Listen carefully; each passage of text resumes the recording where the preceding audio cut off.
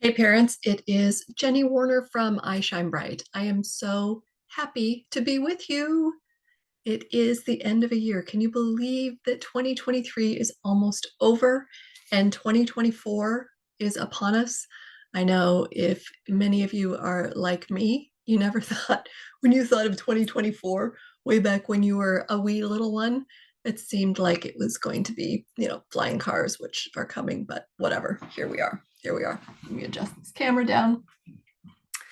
I thank you for being here. We are going to be talking about the reflections on what has happened over the last year. And then also, I'm going to share with you many of the trends that I have been seeing as we are moving into 2024.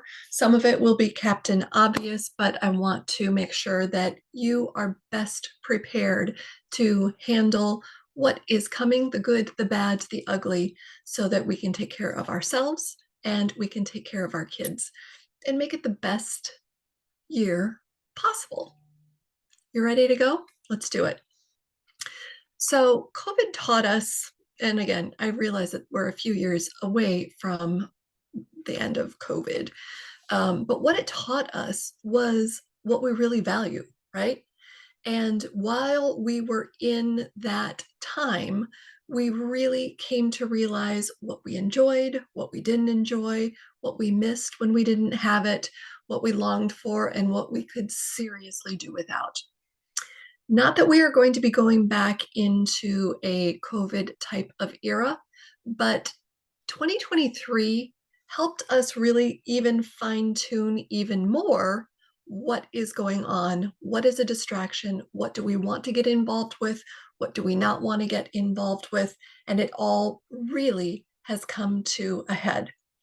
Therefore, why I thought this was so important for you as I Shine Bright families to know about this is so that we can make our own decisions on how we want to respond versus react on a go forward basis. So let's go ahead and get into it.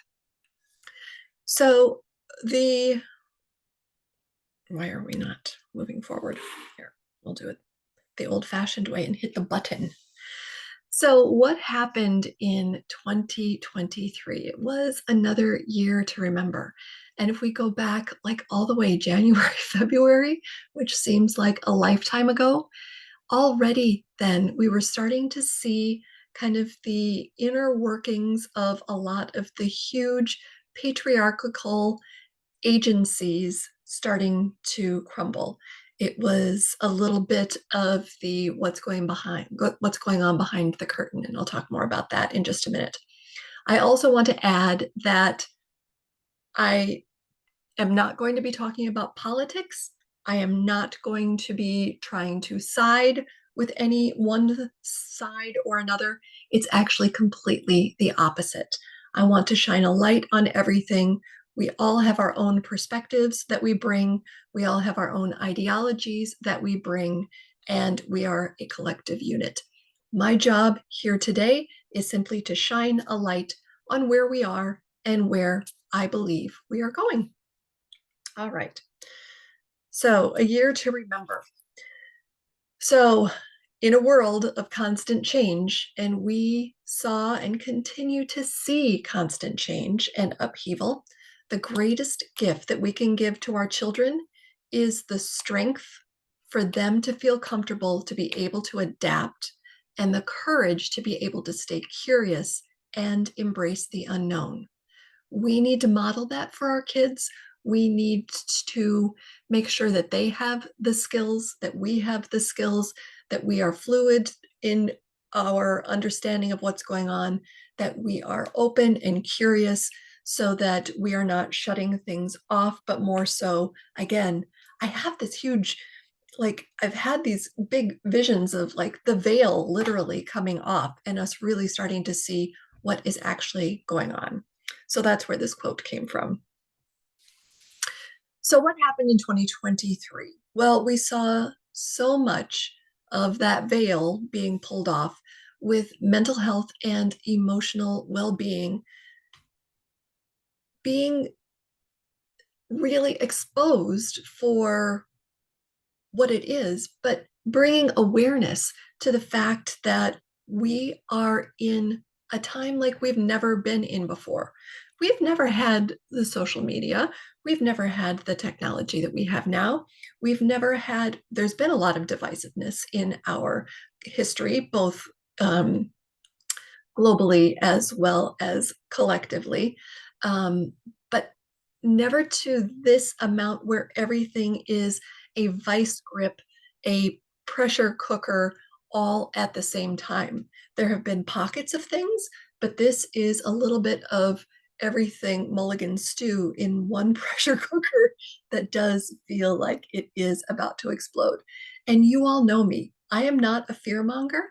Again, I am bringing in the pieces of um, different puzzle pieces, and we're going to put it together and see what we have, but then also know that we can craft our own puzzle going forward. So all of many of these mental health and emotional well-being things played out on the media stage. We saw lots of violence, not only the actual wars, but violence on the streets, violence in our schools, violence in the workplace. And again, this is almost becoming commonplace. People have never had more tools to be connected, but have never felt more separate, more alone, and more divided. That's the other part of this is the divisiveness. We have not been able to take care of ourselves. We have not been able to take care of or willing to take care of those that are suffering. Homelessness is at an all-time high. And there's just something needs to be done about that. So we started to see what also has been going on behind the curtain, as I mentioned. So the government has been, there have been lots of exposés on what's been happening within the government, and we see it play out in the news every single day. The lies, the manipulation, the coercion, the gaslighting. I don't care what. I do not sit on any aisle of the political spectrum. Okay. So I am not taking sides anywhere. If you just take any glasses off and you look at it from a 60,000-foot view, it's all a bunch of people who are power hungry, narcissistic, and without rudders, knowing what to do next, or just listening to what people want to hear and want to, so that they can be seen and heard. They come up with some of the most outlandish and crazy things, again, to get attention. So we've seen that play out. FBI, CIA, they're supposed to be protecting us here in the States, but there are many other agencies and many other global communities that are having the same type of thing, and it's just corruption. That's supposed to say medical institutions. We have seen that they are being controlled by insurance companies. They are being controlled by big pharma. They are living from the books instead of the heart. And although we need them, are they really serving us in the best way possible for us? So there's been a lot of scrutiny put on that. Globally, the world, lots of power positioning, power posturing. Um, and again, if we can take a 60 million-foot view, step outside of the homeland, we are all one. We are all carbon-based life forms, and we are fighting one another for what reason? For a line in the sand that is a boundary, that is a border. We are fighting against religious wars. Do we not all believe in the same God? Um, we are fighting over just things that we don't need to be fighting over. If we actually have more in common than we have different, so if we can just treat one another with respect, if we can treat ourselves with respect and love first, if we can love ourselves more than anything else, I guarantee that all of this drama, garbage, nonsense would stop. Because when you love yourself, you are not going to be attached to all of the things that hurt you, the emotional, the psychological, because that's keeping you stuck instead of keeping you in growth mode. I'm giving a little bit of a preview of what's coming, but we've seen what's going on behind the curtain. The educational systems. Again, there are many, many teachers who actually love our children and actually love to teach, but there are many that are not. There are many that, again, they get stuck in the system, they get stuck in the machine because they are beholden to, having to do the next thing that somebody tells them that they have to do. They have to teach to the test because the test scores have to be X so that they can get the financial, um,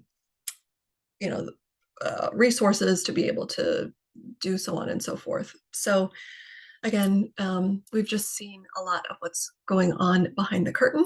It is what it is. It's better to know what you are dealing with than to have the veil, have the blinders put on, and not know what you're dealing with. So the other big thing was the labeling, the stereotypes, and the divisiveness. And all of that sounds very negative. But the gist of all of this, as it relates to gender, as it relates to race, as it relates to ethnicity, as it relates to our global policies and boundaries, as it relates to politics, it's all been very, very divisive and putting people in buckets where we actually should be more coming together.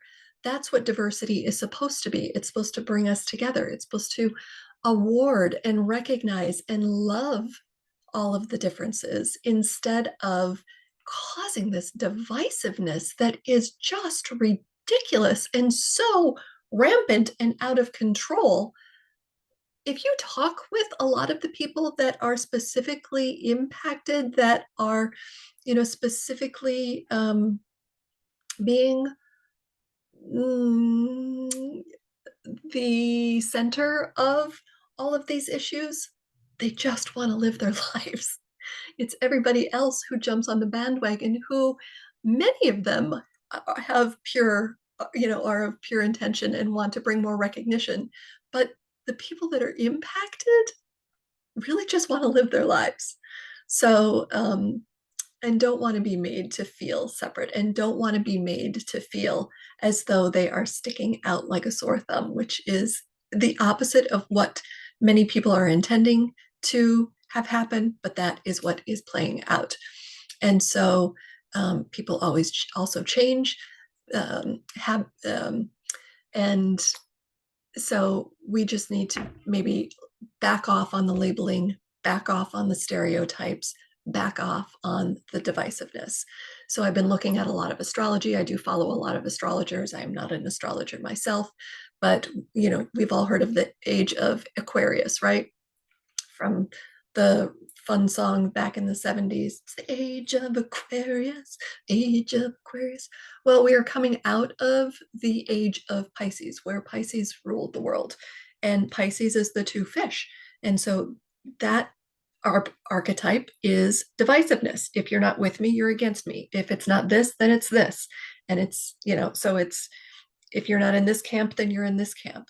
We are moving into, starting on New Year's Eve, moving into the age of Aquarius, which lasts for 249 years. So it is time to put the past in the past, and it is time to look towards the future, which is another reason why I thought it was so important to do this reflections and predictions, so that we can literally draw a line in the sand, make decisions for ourselves on how we would like to progress going forward and how we would like to raise our children going forward, because they are the next generation. They are the ones who are going to save the world. They are heart-led. So that brings me into the next slide, which is where we are moving.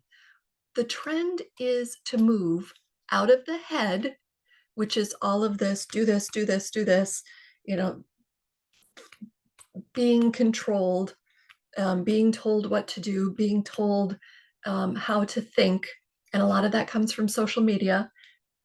A lot of this is coming from AI, and I'll talk about that here in just a second. But instead of groupthink, instead of being the sheep, instead of being, this is how it's supposed to be, because this is what we see, we are going to be moving towards living from the heart. And everyone's heartbeat is different. Everyone's desires and needs are different. And that is the beauty of diversity. And I'll talk about this in just a second. So this age that we are moving into, as I mentioned, it runs like these eras actually run over 200 years. So we are pioneers. We are moving into an era that we do not have a script for. Nobody in this lifetime has lived in the age of Aquarius before on Earth. We need to be able to share. We need to collaborate with others, because we're all being thrown into something that is new. We want to more closely align with people who are like-minded with us. So yeah, you can stay stuck in the past. That noise is still going to be there. There are still going to be all kinds of people that are stuck in the past that are going to be vying for our attention, that are going to try to distract us, but we have a choice. And you, as I Shine Bright families, wouldn't be here if you were not wanting to have something different than the noise that is going on in the vast consciousness, the vast part of what we see and hear every day. So we are pioneers. We need to be able to do this together. We are learning it at the same time. There are many, many skills and techniques that we know will help us in the future, but it's uncharted waters. And so the beautiful thing about that is we get to make up the rules. We get to make up our own map. We get to choose our own adventure, make it your own, make it your own. And so what are we going to do? How are we going to do that? How are we going to embrace that? Speaking of embracing, it is time to embrace technology. It is not going away. It is becoming more and more ingrained in our lives.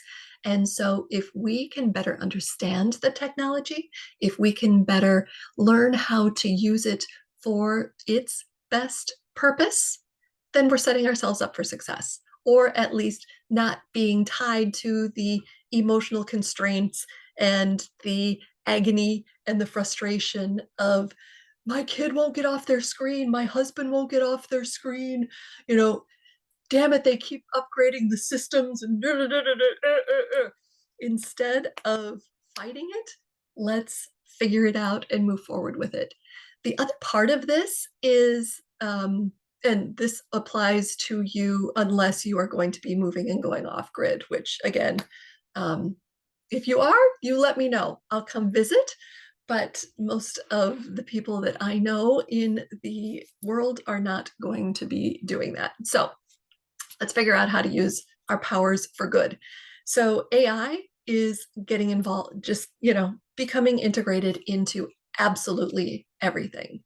And so if we can learn how to use AI for good, when we're using AI for good, when you are inputting things that will help raise the consciousness of the material that it has available to draw from, brilliant.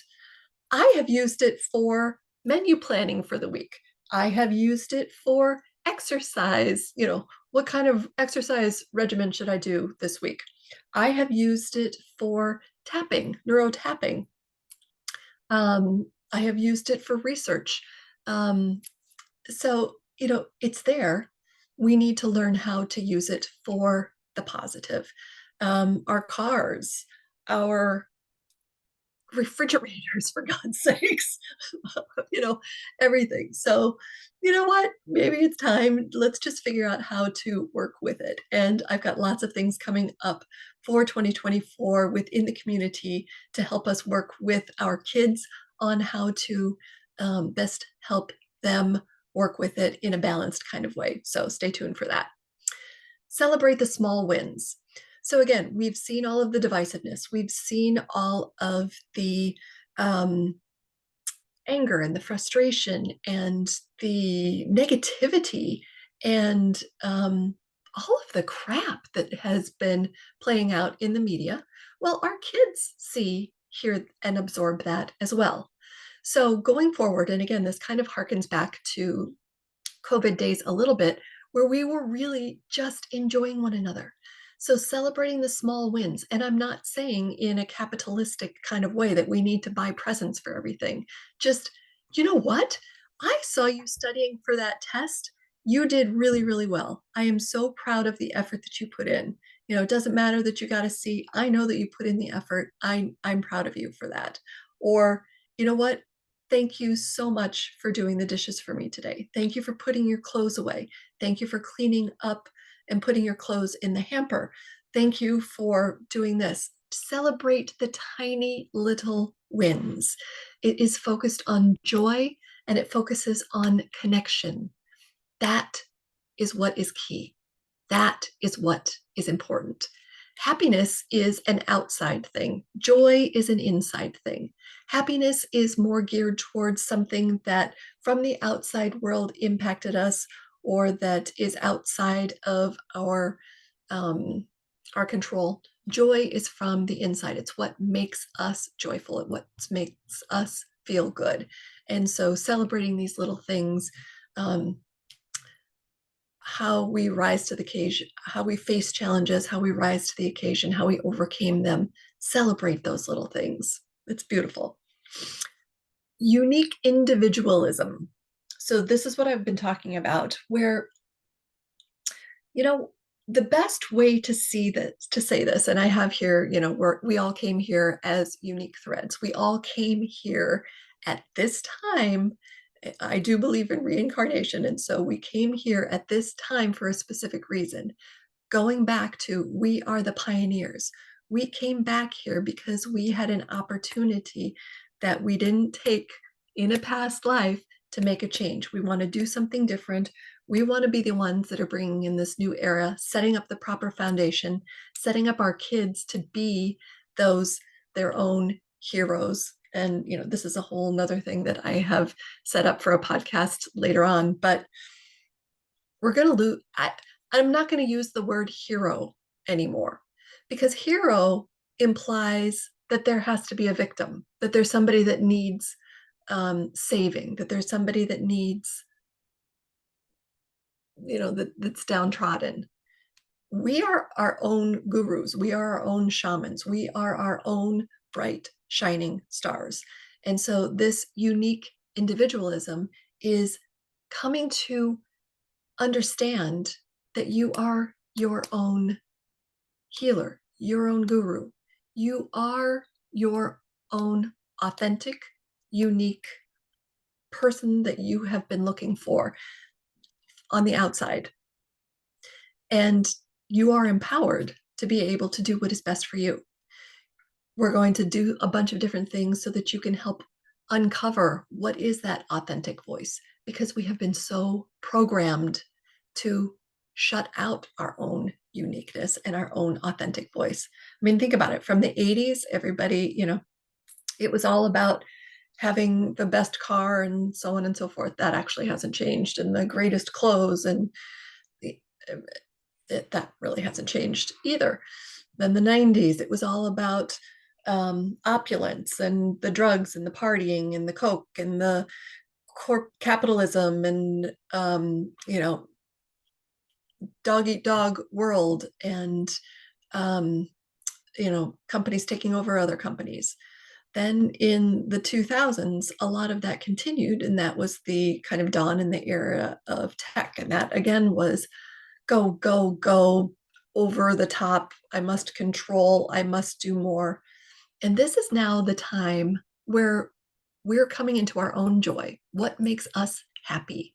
And we need to be able to know that for ourselves so that we can teach that to our kids. They are not as programmed as we are, so it's going to take us a little bit of work. It's going to be a lot of introspection as we see them really blossom. A lot of that is going to bring up, our own inner child, that we wanted to be able to do that as a kid too. And so we're going to be having some fun with our kids, a lot of fun with our kids. So how are we going to cultivate, define, protect, and nurture ourselves, and then instill those things for our kids? So that's what I see moving forward. I also want to thank you so much for this incredible year. This has been a huge, huge year for I Shine Bright. We have had over 500 new families that have gone through the programs that are now shining brighter. Um, and it absolutely warms my soul. And that is exactly why I do this, so that this can have a ripple effect out into the world. We helped 43 moms in shelters gain the skills so that they are not repeating the cycles, so that they are actually getting tools, techniques, not only for themselves to help them as they are going through crisis and as they are going through transition, but to help set their kids up with these same types of things so that their kids are in a better position to be able to live the lives that they are meant to live. With all of the people that have gone through the program and a lot of introspection, you guys, many of you know that I went through the summer of self-discovery, which was incredibly mind-blowing.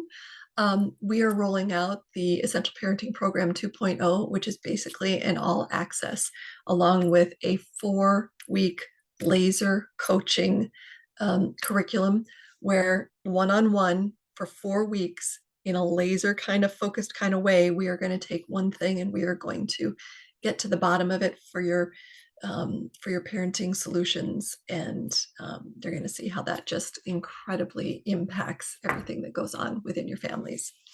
And then also based on the trends that we have talked about, we are going to be doing lots more community-based, skills-based get-togethers like this on a go-forward basis, so that you are in the best position to be the best parent that you can be for yourselves and for your fams.